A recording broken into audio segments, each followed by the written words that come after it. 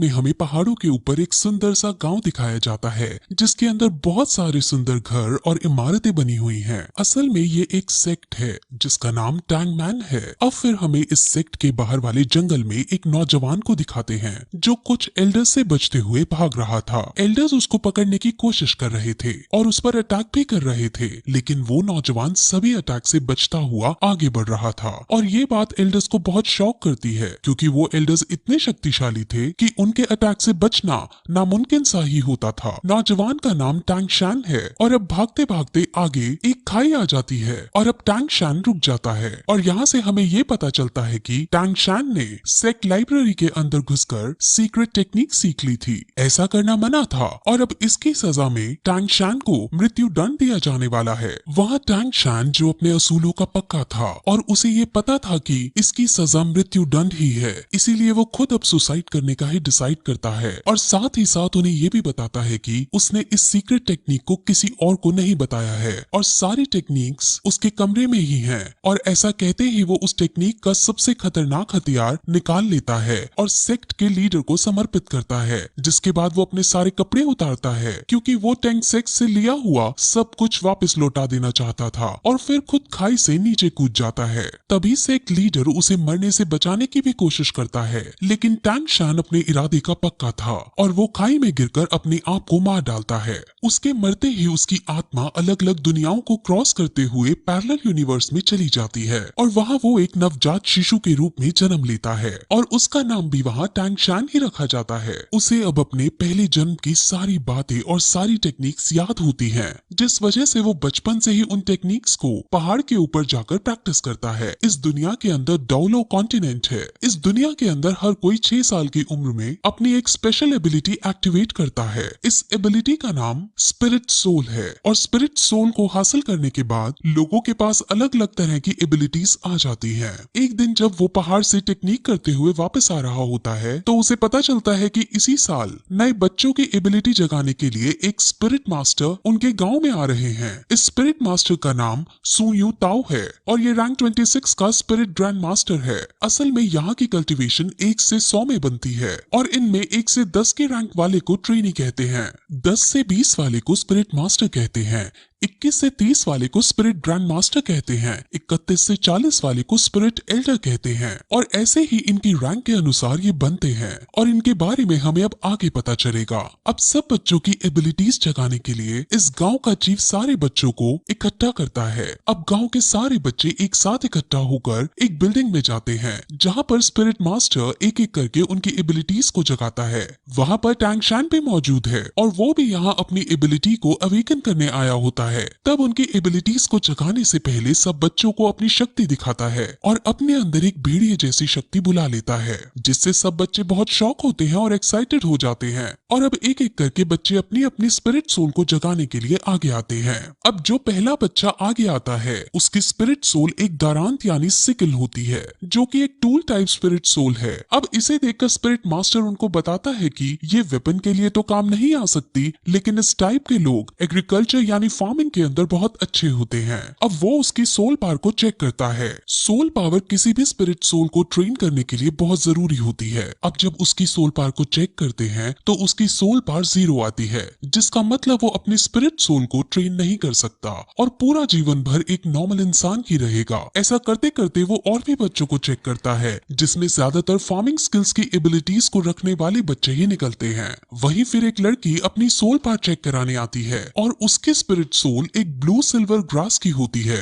Blue silver grass बहुत common grass है और इसकी कोई स्पेशल एबिलिटी भी नहीं होती और इस टाइप के स्पिरिट सोल को सबसे बेकार स्पिरिट सोल माना जाता है और ये बहुत कमजोर होती है। अब इसके बाद हमारा मेन कैरेक्टर जिसका नाम टैंग शैन है वो आगे आता है और अपना सीधा हाथ बढ़ाकर कॉन्सेंट्रेट करता है और उसके हाथ से भी ब्लू सिल्वर ग्रास बाहर आती है, लेकिन तभी उसके उल्टे हाथ में भी कुछ होने लगता है और वहाँ पर हमें एक हथौड़ा दिखता है जिसे वो मुंह बंद करके छुपा लेता है। अब इसके बाद स्पिरिट मास्टर टैंग शान की सोल पार्ट चेक करता है और उसकी सोल पार्ट 10th लेवल पर होती है और ये बहुत रेयर कंडीशन होती है। असल में जिन लोगों की सोल पावर अवेकनिंग के वक्त फुल यानी 10th लेवल की होती है तो उन्हें बॉर्न विद सोल पावर यानी कि इनेट सोल पावर का दर्जा दिया जाता है और ऐसे लोग बहुत ही काम के होते हैं। ऐसे लोग बहुत ताकतवर बनते हैं और लाइफ में बहुत आगे तक जाते हैं। अब स्पिरिट मास्टर उसे बताते हैं कि अवेकन होने के बाद सोल पावर की 10th लेवल सबसे हाईएस्ट लेवल होती है, जिस पर अब टैंग शान ये पूछता है कि क्या हम इसके आगे नहीं जा सकते, यानी क्या इसके आगे ट्रेन नहीं कर सकते, जिस पर मास्टर उसे समझाते हैं कि इससे आगे ट्रेन करने के लिए हर 10th लेवल के बाद एक स्पिरिट रिंग हासिल करने की जरूरत होती है। स्पिरिट रिंग हासिल करने के बाद ही हम 10th लेवल से आगे बढ़ सकते हैं।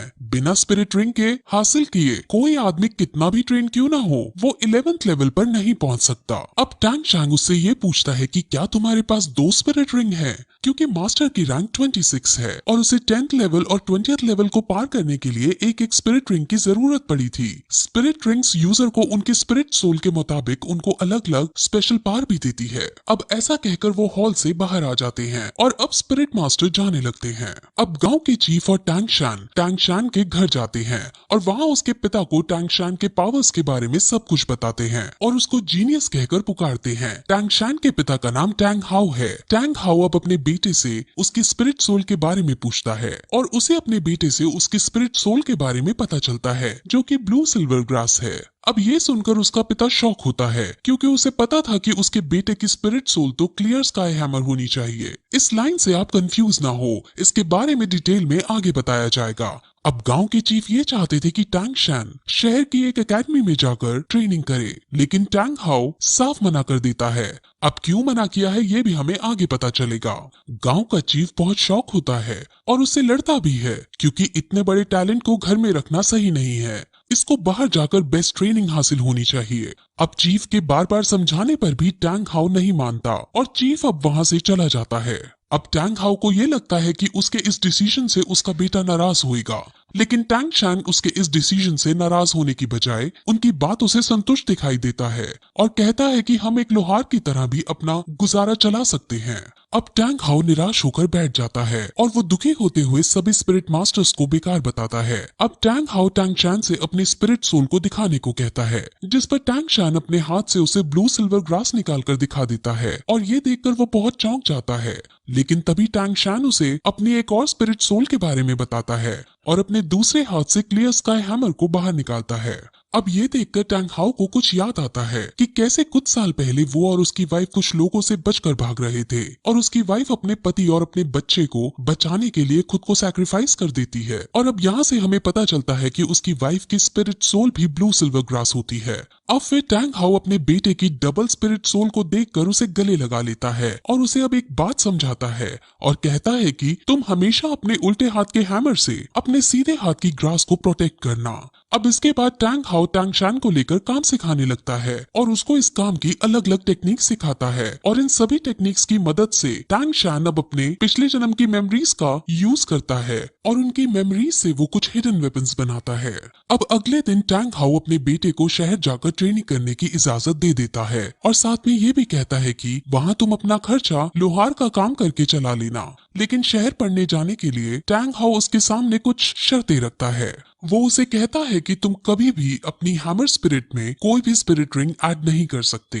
दूसरी शर्त में उसे वो कभी भी अपनी हैमर स्पिरिट सोल को दिखाने के लिए मना करता है और साथ ही साथ किसी को भी अपना ये रहस्य कि उसके पास 2 स्पिरिट सोल हैं बताने से मना करता है और जब तक उसकी जान पर ना आए तब तक वो उसे हैमर स्पिरिट का भी इस्तेमाल करने से मना करता है। अब इन शर्तों पर एग्री करके टैंग शान अपने सफर पर निकल जाता है। वो अब गांव के चीफ के पास जाता है और अब दोनों शहर के बड़े स्कूल में एडमिशन करवाने के लिए निकल जाते हैं। अब वो दोनों रास्ता पूछते हुए स्पिरिट मास्टर एकेडमी की तरफ जाते हैं, जहाँ पर उन्हें गेट कीपर रोक लेता है। अब चीफ उसे अपना पास दिखाता है जो उसको स्पिरिट मास्टर ने दिया था गेटकीपर उस पास को चेक करता है और इस पास को वो फेक समझता है क्योंकि इस पास पर ब्लू सिल्वर ग्रास लिखा था, लेकिन साथ ही साथ सोल पावर को 10 रैंक का भी बता रखा था। अब ब्लू सिल्वर ग्रास का होना और 10th रैंक का होना ऐसा बहुत रेयर कंडीशन में ही पॉसिबल है, और जिस छोटी जगह से ये लड़का आया है वहाँ पर इस रेयर चीज का होना पॉसिबल नहीं है। अब चीफ और गेटकीपर की बहस होने लगती है और उनकी बहस इस कदर पहुंच जाती है कि गेटकीपर चीफ पर हाथ उठा देता है, लेकिन तभी टैंग शैन उसके हाथ को पकड़ लेता है और उसको नीचे गिरा देता है। टैंग शैन को अब बहुत गुस्सा आ चुका था और वो उसे मारने के लिए अपना हिडन वेपन एक्टिवेट कर देता है, लेकिन तभी एक आदमी वहां आता है और उन्हें रोकने की कोशिश करता है। इस आदमी को यहाँ पर सभी लोग ग्रैंड मास्टर कहते हैं और वो उनकी लड़ाई बंद करवाने के बाद उसको अंदर एडमिशन के लिए ले जाता है।